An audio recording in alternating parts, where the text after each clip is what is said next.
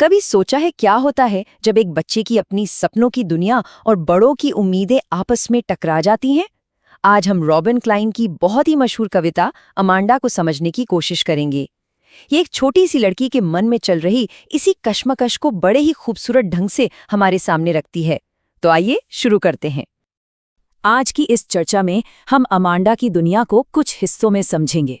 सबसे पहले देखेंगे कि उसे कैसे हर वक्त कुछ ना कुछ करने को कहा जाता है। फिर जानेंगे कि वो इन सब से बचने के लिए अपनी कल्पना की दुनिया में कैसे चली जाती है। उसकी आज़ादी से जुड़ी 3 अनोखी कल्पनाओं को देखेंगे। फिर उस कम्युनिकेशन गैप को समझेंगे जो उसके और बड़ों के बीच है। और आखिर में इस कविता का असली मैसेज क्या है, उस पर बात करेंगे। तो देखिए, कविता की शुरुआत ही उस घुटन भरे माहौल से होती है जिसमें अमांडा जी रही है। उसे लगातार बस निर्देश दिए जा रहे हैं। हर छोटी बड़ी बात पर एक आवाज उसे टोकती रहती है, मानो वो अपनी मर्जी से कुछ कर ही नहीं सकती।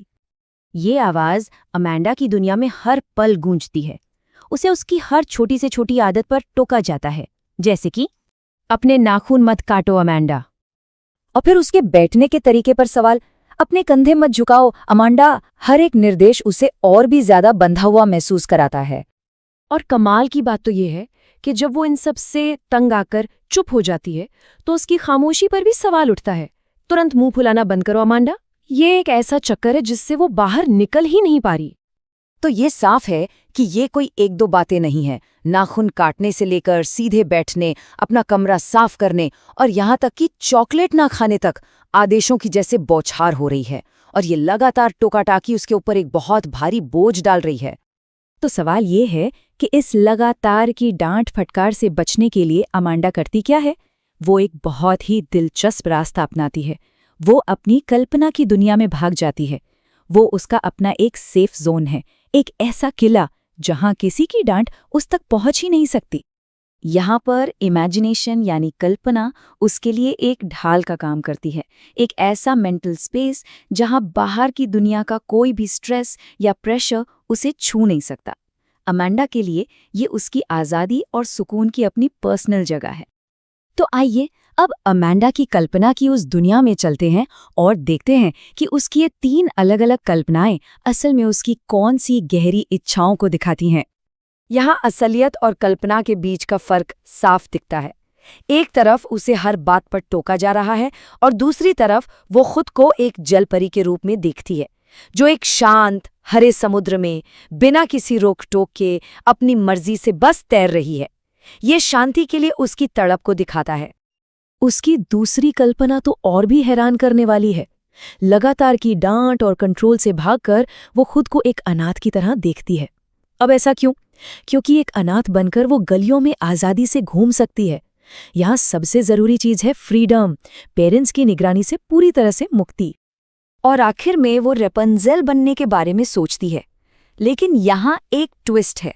कहानी वाली रेपंजेल की तरह वो किसी राजकुमार का इंतजार नहीं कर रही। अमांडा कहती है कि वो अपने बाल कभी नीचे नहीं फेंकेगी। वो उस ऊंचे टावर में बस अकेले रहना चाहती है जहाँ कोई उसे परेशान न करे। ये उसके अकेलेपन और शांति की चाहत को दिखाता है।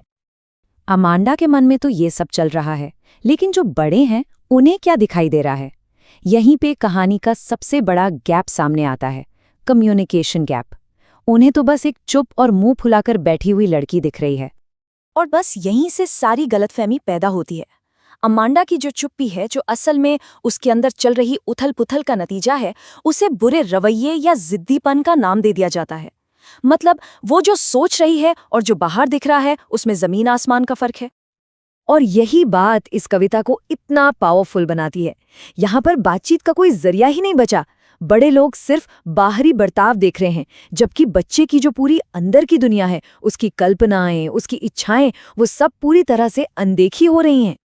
तो इस पूरी कविता से हम क्या सीख सकते हैं? देखिए, ये सिर्फ अमांडा की कहानी नहीं है। ये असल में पेरेंटिंग और बचपन को समझने का एक बहुत गहरा सबक भी है। कविता के जो मूल संदेश हैं वो कुछ इस तरह हैं। सबसे पहला और सबसे जरूरी, स्वतंत्रता और नियंत्रण के बीच एक बैलेंस। बच्चों को प्यार से गाइडेंस चाहिए, लगातार की रोक टोक नहीं। दूसरा बड़ा सबक है मानसिक शांति के बारे में। इतने सारे निर्देश बच्चे के मन की शांति को छीन सकते हैं। और तीसरा, ये कविता हमें कल्पना की ताकत याद दिलाती है कि कैसे वो तनाव से लड़ने में एक बहुत ज़रूरी हथियार है। और हाँ, अगर एग्जाम के पॉइंट ऑफ व्यू से देखें तो ये 3 बातें याद रखना बहुत ज़रूरी हैं। पहली, अमांडा असलियत से भागने के लिए कल्पना का इस्तेमाल करती है। दूसरी, ये कविता एक बड़े और एक बच्चे की सोच के बीच के गहरे अंतर को दिखाती है। और तीसरी, अमांडा की सबसे बड़ी इच्छाएं हैं आज़ादी, शांति और आत्मनिर्भरता। और आखिर में ये पूरी चर्चा हमें एक बहुत ही ज़रूरी सवाल के साथ छोड़ जाती है कि आखिर किसी बच्चे को सही रास्ता कैसे दिखाया जाए, बिना उसकी उस कल्पना को ख़त्म किए जो असल में उसे मुश्किलों से लड़ने की ताकत देती है। ये सवाल सिर्फ अमांडा के बारे में नहीं है, ये हम सबके लिए है। इस पर सोचिएगा ज़रूर। नमस्कार दोस्तों, आप देख रहे हैं बी उज्ज्वल क्लासेस।